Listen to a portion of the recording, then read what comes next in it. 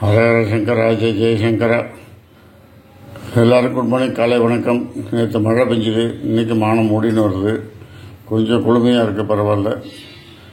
இன்றைக்கி என்ன சமையல் பண்ணுறாங்க மாமி சொல்லுவா, எல்லோரும் நோட் பண்ணிக்கோங்க. சொல்லுங்க. ரசத்துக்கு 2 தக்காளி, ஒரு பச்சை மிளகா, கருவேப்பிலை போட்டு இது பண்ணி வச்சுட்டுருக்கேன், கரைச்சி வச்சுட்டுருக்கேன். ரசத்துக்கு நல்லா குட்டி குட்டியாக நறுக்கி தக்காளியும் நல்லா ஸ்மாஷ் பண்ணி வச்சுட்டுருக்கேன். அதுக்கு இன்னும் கேஸை பற்ற விடல. அதுக்குள்ளே இங்கே பாருங்க, அதுக்கு வேண்டிய பெருங்காயம் ரசத்துக்கு ஈயச்சொம்பில் போடுறதுக்கு, ரசப்பொடி ஒரு 1/2 ஸ்பூன், இந்த புளிஜலம் கரைச்சி வச்சுருக்கேன். ஒரு சின்ன நெல்லிக்காய் அளவு கரைச்சி அதை வச்சுட்டுருக்கேன். ஒரு 1/2 டம்ளர் தண்ணியில் கொஞ்சமாக கரைச்சி எடுத்து வச்சுட்டுருக்கேன் புளிஜலம்.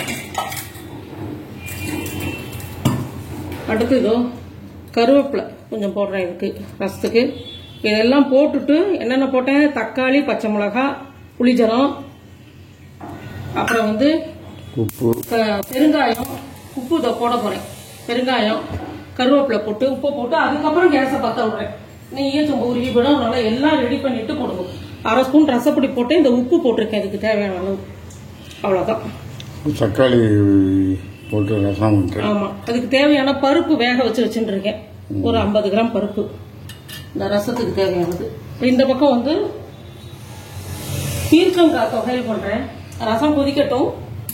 இவ்வளோ பீர்க்கங்காய் தொகையல், அதுக்கு தேவையானது உளுத்தம்பருப்பு, மிளகா வத்தல், புளி, தேங்காய், உப்பு, பெருங்காயத்தூள், அவ்வளோதான். இது எண்ணெய் ஒரு முட்டை விட்டுருக்கேன், அது காயட்டும்.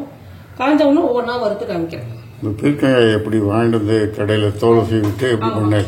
தோல் சீவிட்டு நல்லா அதை பொடி பொடியாக நறுக்கி வச்சிருக்கேன். உள்ள இருக்கிற சதப்பத்தை ஒட்டி நறுக்கி வச்சுருக்கேன். பீர்க்கங்காய் எப்படி செய்யணும்? இப்போ முதல்ல எண்ணெய் ஊற்றிருக்கேன், அது உளுத்தம் ஒரு போட்டுட்டு 1 by 1 சொல்றேன் நான். எண்ணெய் காஞ்சுட்டு இதுக்கு உளுத்தம் பருப்பு போடுறேன். அப்படியே 3 மிளகா வத்தல் போடுறேன். பெருங்காயம் கடைசியா போட்டுக்கலாம். உளுத்தம் பருப்பு வறுபட்டோம்னா புளியை போட்டுக்கலாம்.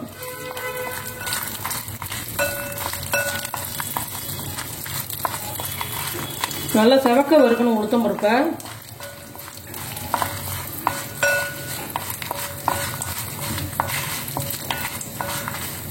இது வறுத்து எடுத்துட்டு அப்புறமா ஒரு முட்டை எண்ணெய் வச்சு அந்த பீர்க்கங்காய் இது பண்ணணும், வதக்கணும்.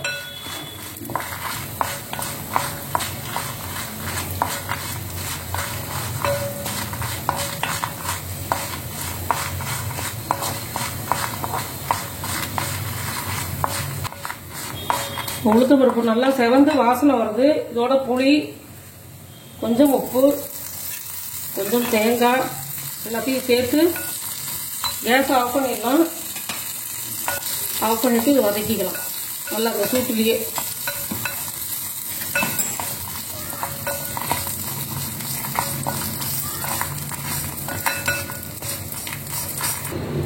இந்த பீர்க்கங்காய்க்கு தனியாக எண்ணெய் வச்சுருக்கேன். இது கொஞ்சம் நிறையா இருக்கிறதுனால சின்ன இப்போதைக்கு வதக்க முடியாது.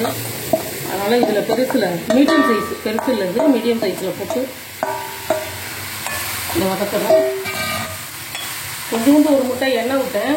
எண்ணெய் விட்டுட்டு இந்த பீர்க்கங்காயை கட் பண்ணதை போட்டிருக்கேன். இது அப்படியே இதுலேயே நல்லா வதங்கி தண்ணிலாம் ஊற்றவே வேண்டாம் தொகையிலுக்கு.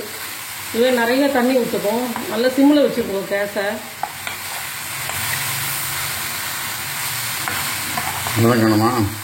நல்லா வதங்கிட்டு மூடி வச்சிருவேன். இப்போ தட்டை போட்டு மூடி வச்சிருவேன், நல்லா வதங்கும். இந்த பீர்க்கங்காய் பாருங்க எவ்வளோ இது வரைக்கும் போட்டிருந்தேன். பீர்க்கங்காய் 3/4 இலுப்பச்சட்டிக்கு மேலே போட்டிருந்தேன். அப்படியே வதங்கி தண்ணி விட்டுன்னு தண்ணிலாம் தெளிக்காமலே தானே நீர்க்காய். அதுக்கு தான் இது நீர்க்காய்ப்பா. இந்த வெயில் காலத்தில் செஞ்சு சாப்பிடணும். பீர்க்கங்காய், புடலங்காய் இதெல்லாம் நீர்க்காய். நல்லா பூசணிக்காய் அதெல்லாம் நீர்க்காயெல்லாம் வச்சு சாப்பிடணும். இந்த பீர்க்கங்காய் வதங்கிடுது. இது நல்லா ஆற வச்சு உங்களுக்கு தொகையில் அரைச்சிட்டு காமிக்கிறேன் நான்.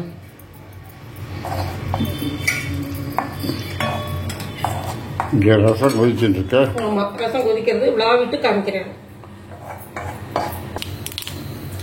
ரசம் ரெடி ஆயிடுத்து.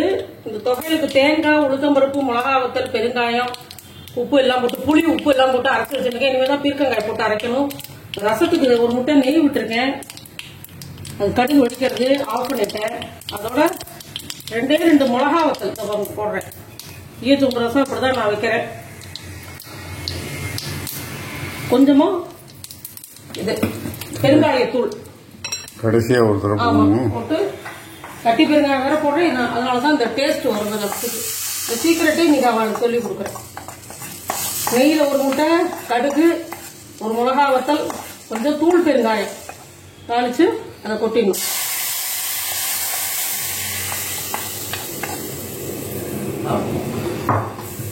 ரசம் ரெடி. இதுக்கு கொத்தமல்லி நறுக்கி வச்சிருந்தேன், அதையும் போட்டுடுறேன் ரசத்துக்கு.